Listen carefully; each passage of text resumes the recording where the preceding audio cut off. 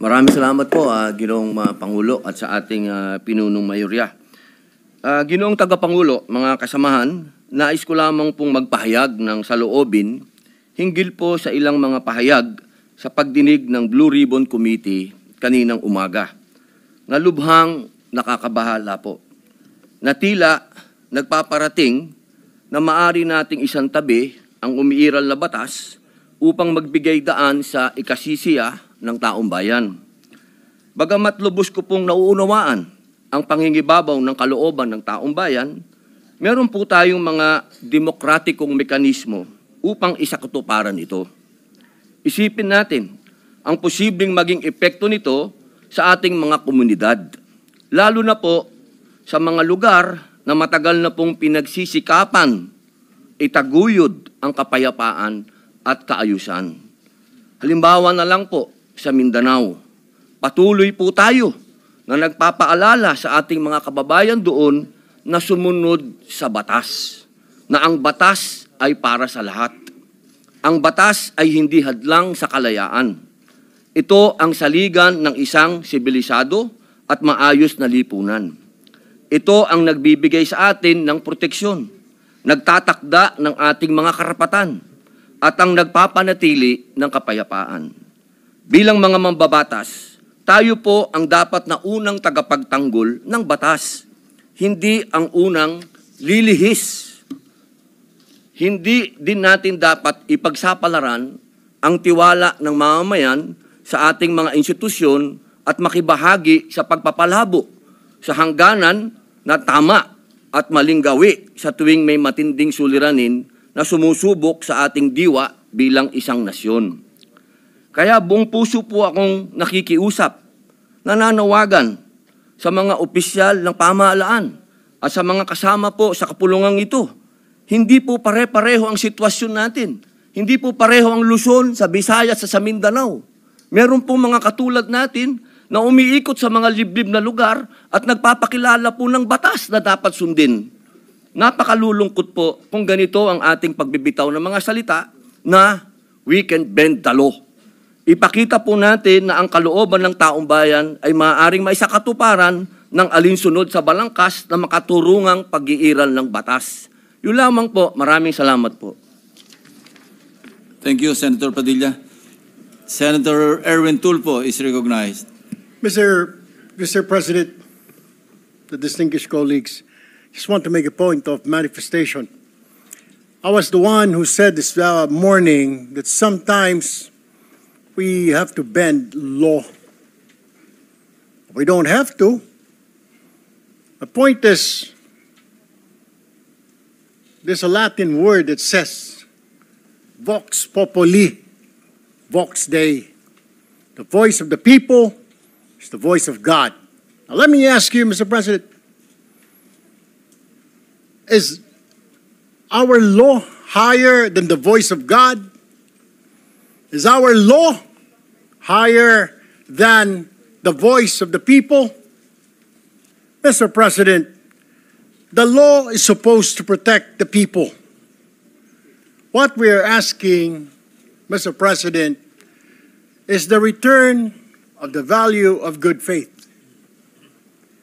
I understand, Mr. President, what the gentleman from Pampanga this morning was saying, that it is not a requisite to return the money na kinuha po ng mga kontraktor, ng mga kumita po sa flood control project, Mr. President. Tama po yun, hindi po. At meron pong prosesong sinusunod tayo na kailangan sundin. Pag gumulong na yung batas, hayaan ang korte ang magsabi, Mr. President, tens of thousands of people went out last Sunday. Narinig ko po, hindi ko po alam kung yung makasama natin narinig. Narinig ko po yung sigaw ng taong bayan. Ibalik ang pera namin. Malinaw po. And I was asked by a reporter, by an interview, your comment. I said the message is loud and clear, Mr. President. Ayusin natin sa gobyerno ang ating mga trabaho. iwasan po mahulog sa korupsyon. The people are demanding that these people, contractors, DPWH officials, including politicians who made wealth, kumita po sa flood control, na kung maaari isoli nila ang kanilang ninakaw sa bayan. And I think that is the right thing to do. Ang problema kasi, Mr. President, kung susundin natin ang batas, alam naman po natin ang pagdinig sa ating bayan ay buwan at taon ang inaabot. Baka pagdating po sa dulo, wala na pong makuha ang gobyerno sa mga taong ito. My only point, Mr. President, is the people were asking, the people are demanding. Isole yung pera na ninakaw sa kanila. Meron po tayong batas. True enough, Mr. President, I don't disagree. There is a process. May proseso, tama din po. Paano naman po yung sigaw ng taong bayan? How can we pacify the clamor, the anger of the population, Mr. President? I have no answer. My only answer, Mr. President, is isoli po ninyo ang inyong ninakaw. No ifs and buts. Ang sinasabi lang po ng DOJ, kakausapin po nila ang mga taong ito. Kung pwede, isoli. Wala naman pong sinabi ang DOJ. Ito ang batas, bawal po, kailangan ninyong isoli yan. The DOJ, the Secretary himself said, they will ask, but they will not force them. Depende, mas mabuti raw kung kusang loob nilang isurrender yung pera, Mr. President. Wala naman pong nagbabawal sa batas na magbalik ng ninakaw. There's no such thing. And alam ko pong meron tayong process, we have procedures. But my only point is, Mr. President, whether I'm right or wrong, I stand to the wishes of the public, of the Filipino people, ibalik ang perang ninakaw sa kanila. Period, Mr. President. Thank you, Mr. President. Thank you, Senator Erwin Tulfo. Senator Padilla is recognized. Opo. Ginoong Pangulo, napakaganda po ng mga punto na binitawan ng ating hinahangaan na si Senator Erwin Tulfo. Ngunit, alam niyo po, meron pong historical injustice na nangyari sa mga Bangsamoro. Kung ang usapin po natin ay sisingilin natin ang ilang bayan sa mga utang nito sa Bangsamoro at hindi natin padadaanin sa batas, para saan po yung farm law? Mapupunta na lang po kami sa gulo.